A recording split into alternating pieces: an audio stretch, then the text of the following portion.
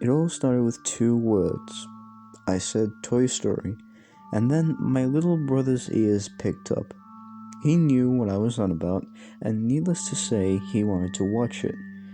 Now, that being said, at the time we were gonna head out to a movie and watch the airings to see what was going on there. They actually did put up a little sign that did say they were airing Toy Story. That was my little brother's favorite, well, movie, at least from Pixar. What he then said was, "Hey, bro, listen, if you're going over there, can you take me as well? You know how much I like that, right?" I just said that I'd take him along as long as he behaved himself. So, after a while of preparing, we told our parents that we'd be back pretty soon, and that we were. But I'll get into that later in the story. And for the record, I may have forgot to mention, this isn't some joke. Before I continue, I just want you to know the fact that me and my brother did in fact experience this. Now, feel free to think whatever you want as this is pasted on a creepy website, where you can submit stories and everything, but this is 100% true, and I can 100% clarify this because I was there along with my little brother. This was not some fucking fever dream. Anyway, my apologies. Sorry, I had to debunk the all too eager people that were gonna completely bash on this story, considering the fact that, it's fake, and it clarifies, because this isn't fake. As a matter of fact, it's far from it. Anyway, I'm sorry again, I can't help but ramble. I'm kind of in a bit of a state thinking about this horrible movie. Anyway, we eventually got to the movie theater, and as we looked at the airings while we were waiting in line to take our tickets, we realized that the movie theater was actually pretty full. I'm guessing some people were actually going to see Toy Story as well, which kind of confused me given the fact that mostly it consisted of parents and little kids, and I thought only a few would really be there given the fact that it was already a widely established movie, and people have already watched it millions of times, I'm guessing. I know I have, given the fact that my brother wouldn't stop going on about it. But for the most part, that was really all that was out of the ordinary. We eventually were let in from the ticket taker, and he told us where our seats were. Now, for the record, we had the ones that were right at the back, which meant we could see pretty well, given the fact that we had a height advantage and everything. But it was still pretty annoying, considering the fact that we were further away, which meant when we were looking at the big screen, everything was pretty strained. Nevertheless, we made our way in, and when we did, the first thing we noticed was that despite there being quite a lot of parents before, only a couple out of them, maybe half, were actually booked in to see Toy Story, which meant there were actually quite a lot of empty seats, which also meant we could see the screen just a little bit better than before, at least. So there was that, but there was also something else. As soon as we got settled down, the ads began to play like they usually would, advertising new movies and such. Except for one. One of them was a sort of test, basically running the movie in a little preview, like the trailer that you would find for the movie they're about to play. And it was Toy Story, and everything looked normal, so naturally we weren't at all skeptical of what was happening here. Surely enough, we eventually got to the point where we were actually listening to the movie. The Pixar credit thing, or little bumper, showed up. The first part was pretty normal, all things considered. It started off in the exact same way, with Andy walking down the stairs, holding Woody and playing with him. So, yeah, no real sudden occurrences of creepy things, it was just normal. Until one moment. The next thing I remember is looking closely. The room that Andy was in was a little different, in the sense that The living room actually seemed to be more outstretched than the original version, with the sofas pointing towards the kitchen with a TV there. It also looked like they had just moved in, with boxes mainly filling up the area with not that many cabinets or cupboards or anything like that. What happened next is that Andy was basically still playing with Woody until he dropped him. He then was about to pick him up when the doorbell rang, and Andy then ran to it, ready to answer the door. Andy then opened the door to what looked like an earlier version of Sid, the only difference being he looked more like a prototype as his model wasn't quite as fleshed out as the others. The two boys then ran upstairs, leaving Woody all alone. Except he wasn't. The first thing Woody did was actually peer up out the window. It then cut to Andy's mum, who was seemingly doing some gardening. Woody then hopped down from the windowsill after climbing up, and then decides to walk around. He then notices a birthday present that, surprisingly enough, is stuck on one of the kitchen ledges. He manages to reach his way up and take a look at it. He was about to open it when Andy all of a sudden came running down with Sid, and then Andy's mum walked into the front door. Andy's mum said with a falsetto of sorts. Andy then replied with a faint "yeah." That's when Andy's mum decided to spoil the news that it was his birthday and to go have a look at one of the presents. He decided to go over there and take a look, and opened it to reveal a Buzz Lightyear. The only difference was that Buzz Lightyear in this version had a red color scheme with some green accents and red, blue, and yellow buttons. I quickly realized that maybe this wasn't the full version. Maybe this was some kind of beta that Pixar showed to the theater as perhaps a publicity stunt, maybe to get more traction, maybe even to release it in a secret bonus features DVD. I wasn't sure. Needless to say though, Andy loved playing with Buzz more than Woody, and actually left him out. A time lapse then happened of Woody seemingly being rejected by Andy and just not being played with as much more than Buzz. The "You Got a Friend in Me" theme played as it would, except it was significantly more sadder in tone. It almost made me want to cry. And I'm not gonna lie, I actually did almost tear up a little bit. But partially that was because of the air and the draft that was in there, which probably did something to irritate my eyes as well. The sad scene then abruptly ended with Andy then putting Buzz down on his nightstand, looking down at Woody.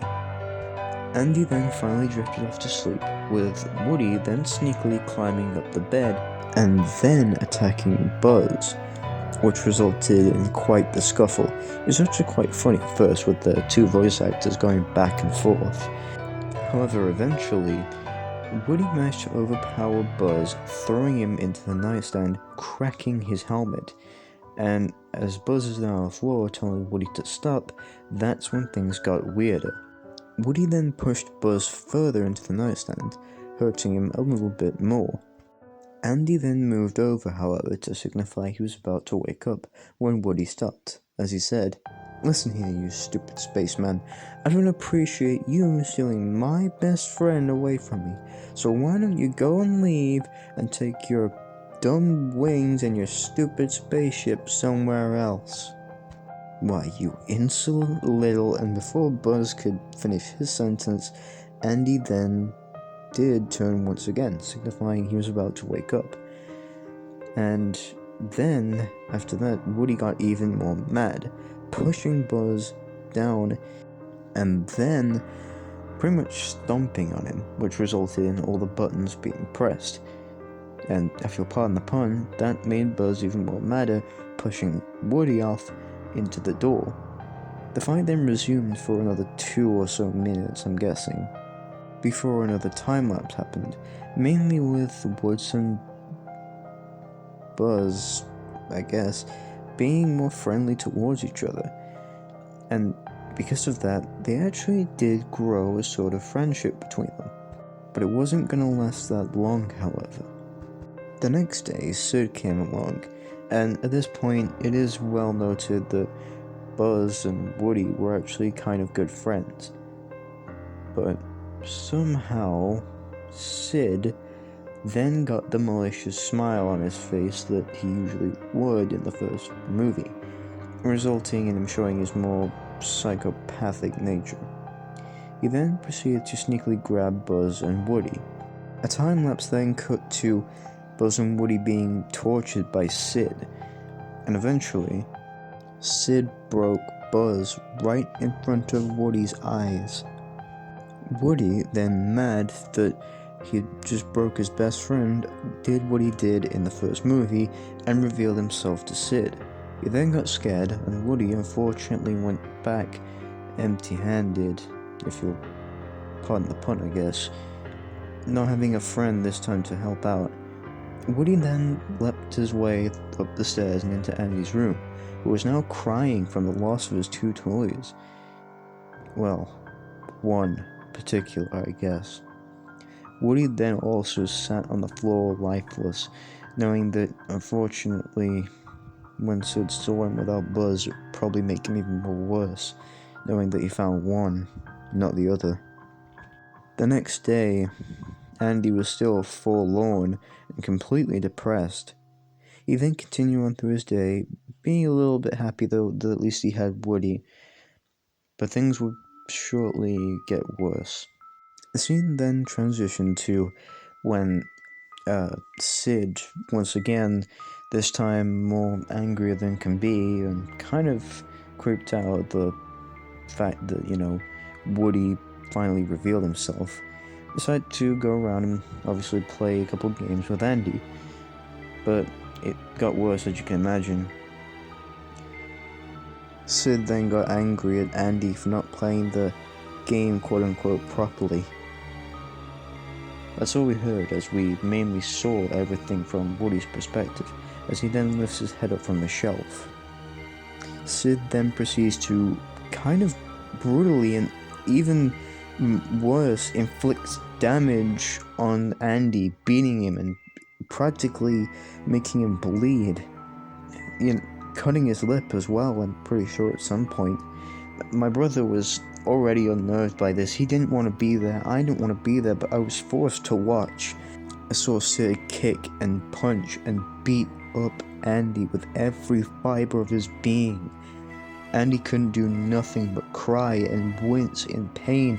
Woody leapt from the shelf, trying to say something to stop Sid, but he just turned, looked at Woody, and smiled as he kept on beating and inflicting more damage onto Andy. Woody then charged at Sid, doing the best he could, but he just kicked him away, and finally Sid, with all of his might, stepped on Andy's ribs, breaking through, his foot going through his ribcage and into his chest. Blood was everywhere. And then he stood and looked at Woody. He then grabbed him, snapping his head off, and then, when it couldn't get any worse, Sid, now covered in blood, decided he wasn't done. Oh no, he was gonna get revenge. He then proceeded to reach into Andy as a purely hideous display, grabbing fistfuls of intestines and stomach and liver. It just got worse. At this point, all that was left was a gory, mangled corpse. And then, when he was done, Sid leapt out through the window and ran away. A few of the little kids started screaming and crying. My brother almost joined along with them as he began to tear up. I didn't want to be there anymore. We decided to leave, but as we looked back, the projector and some of the parents that were trying to calm down and were also angry considering the fact that their children were also distressed, looked at the projector as well. It burnt. The purely hideous display as the camera stared into Woody's lifeless face. Oh god, the face, it began to decay. I could smell burning plastic and metal. Something was wrong. We got out of that movie theater and never looked back after that. We went home, needless to say, pretty early than expected. I couldn't even get a wink of sleep that night. I kept dreaming about that godforsaken, the faces, fucking Sid with his evil ass expressions, and even worse, the blood curdling cries from Andy, begging Sid to stop, but he just didn't listen. He kept pounding into him, and eventually, it revealed the bloody rib cage. And of course, oh, the gore, grabbing fistfuls of Andy's entrails. Every night, all I see is Andy's face and Woody's lifeless face. And you know what else? Even as I type this last fucking sentence, his face is burnt into the screen. Sid's horrifying expression with his unmodeled, perfect face like the others. And Woody's too. Wait. That's the Woody toy. The one that my little brother has. It's on the shelf. It's staring at me. I think it just moved. Oh God. I think it just moved. Look, all I'm saying is, as I'm typing this out, please, if you ever gain access to whatever this was, a bootleg thing or something, I don't know, don't watch this fucking movie. It's not Toy Story. It's a fucking demonic creation meant to make people suffer at the idea of watching it. So please, don't watch this. For the sake of your childhood, for the sake of anyone you know who likes this, it will ruin it. I assure you. Wait a minute. I think I just heard something fall downstairs. I think it sounded like a small toy, maybe it's Woody.